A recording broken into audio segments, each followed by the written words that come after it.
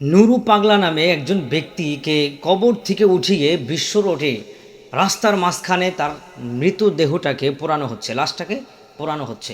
কেন এরকম করা হচ্ছে? কি জন্য তাকে কবর থেকে তুলে ওলামাই কারাম বা দিনদার ব্যক্তিরা তার মৃতদেহটাকে পোড়াচ্ছে?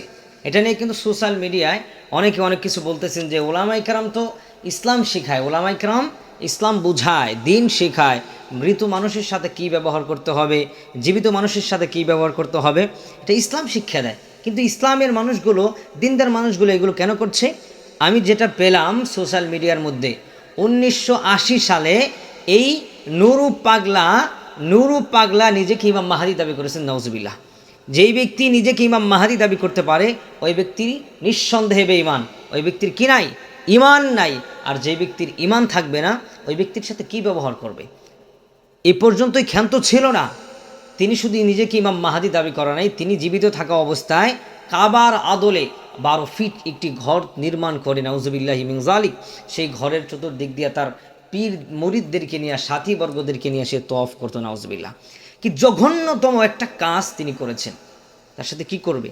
1980 সালে সে নিজেকে ইমাম মাহাদি দাবি করলেন, তারপরে তিনি মৃত্যুবরণ করেছেন। এত দিন চলে গেল, ওই ব্যক্তি মৃত্যুবরণ করলেন, এখন ওই ব্যক্তির লাশটা কবরে জীবিত আসি বিদায় বলে এই তো বড় কামের লোক, আল্লাহর অলি। হ্যাঁ, জীবিত থাকলেই কি আল্লাহর অলি হয়ে যায়? আর লাশটা কি মাটির সাথে মিশে গেলেই সে বেঈমান, নাফরমান, মুশরিক হয়ে যায়? ফেরাউনের লাশ তো অক্ষত রয়েছে, তাহলে কি ফেরাউন কি আল্লাহর অলি? উনি তো, ওনার লাশ অক্ষত রয়েছে। হ্যাঁ, নুরু পাগলা উনি কি আল্লাহর অলি? নো, আল্লাহর অলি হতে পারে না, কারণ তিনি তো বেঈমান অবস্থায় মারা গিয়েছেন, তার সাথীবর্গরা তাকে বেঈমান অবস্থায় দাফন করেছেন। সেজন্য আমরা তার সাফাই গাবো না, আমরা প্রত্যেক সময় হকের উপর চলব, হক স্থাপন করার জন্য আমরা চেষ্টা করব, তাহলেই তো আমাদের জীবন সাকসেস হবে, আমরা ভালো কিছু করতে পারবো। সেজন্য বলছি, নুরু পাগলার সাফাহি আমরা না গিয়ে আমরা প্রত্যেকেই আল্লাহর ওয়ালাদের সাথে থাকবো। শুধুমাত্র তিনি কিন্তু নিজেকে ইমাম মাহাদি দাবি করে নাই, এবং শুধুমাত্র তিনি কিন্তু নিজে কাবার আদলে ঘর তৈরি করে ক্ষান্ত নয়, তিনি কোরআনকে তুচ্ছ তাচ্ছিল্য মনে করেছেন।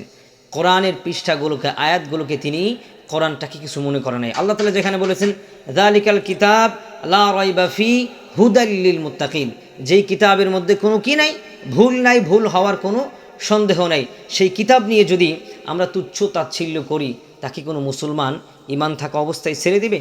না, কোনো দিনও তাকে কোনো মুসলমান ইমান থাকা অবস্থায়, শরীরে এক ফুটা বিন্দু পরিমাণ রক্ত থাকা অবস্থায় কেউ তাকে ছাড়বে না।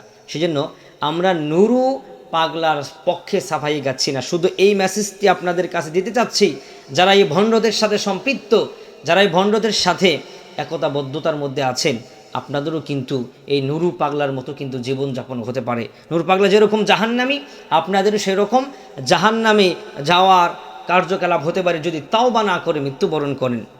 সেজন্য যারা মাজারের সাথে সম্পৃক্ত আছি, যারা মাজারকে ভালোবাসি, মাজারের বিরুদ্ধে বলছি না, মাজারের পক্ষে বলি, কিন্তু শিরিক করা যাবে না, বেদাত করা যাবে না, কবরটাকে উঁচু করে বানানো যাবে না। আপনি কবরকে কেন উঁচু করে বানাচ্ছেন? কেন কবরকে এরকম আকার ধারণ করছেন? আল্লাহ তাআলা আমাদেরকে বোঝার তৌফিক দান করুন।